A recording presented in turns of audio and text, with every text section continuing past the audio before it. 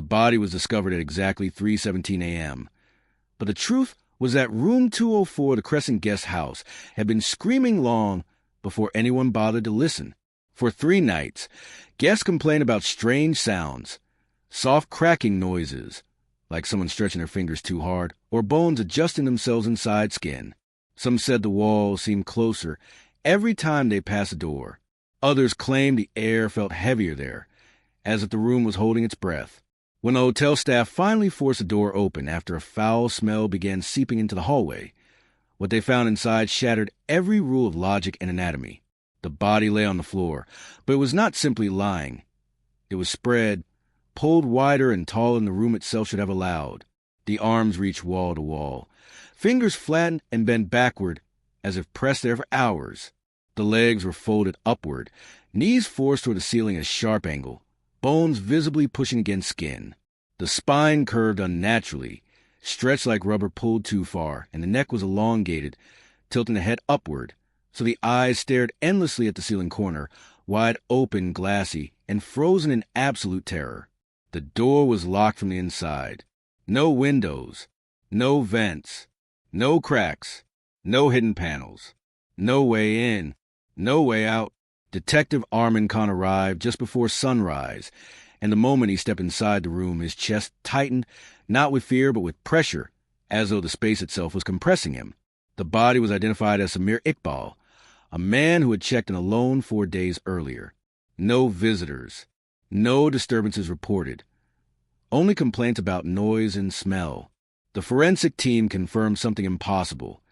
The skin around the joints had not been cut or broken, but torn by force from within, stretched until it split. Worse, the injuries had occurred before death. At the morgue, the nightmare deepened. Measurements taken in the morning no longer matched by afternoon. The arms had grown longer. The legs extended slightly beyond earlier markings. The spine showed fresh fractures forming where none had existed hours before. There was no rigor mortis, no decay, no explanation. When the power went out at 11:46 p.m., the backup lights flickered on to reveal the body sitting upright on the steel table, neck cracking slowly as it turned its head toward the coroner, mouth opening wider than human jaws should allow. The scream that followed echoed through the building, and when security rushed in moments later, the table was empty, the body gone, the doors still locked. That same night, Armin returned alone to Crescent Guest House. Room 204 felt smaller than before, or maybe he felt bigger. The door locked behind him without his touch, and the mirror fogged over, letters forming slowly as if pressed from the other side. You don't fit. The walls creaked, not like wood, but like bones grinding together.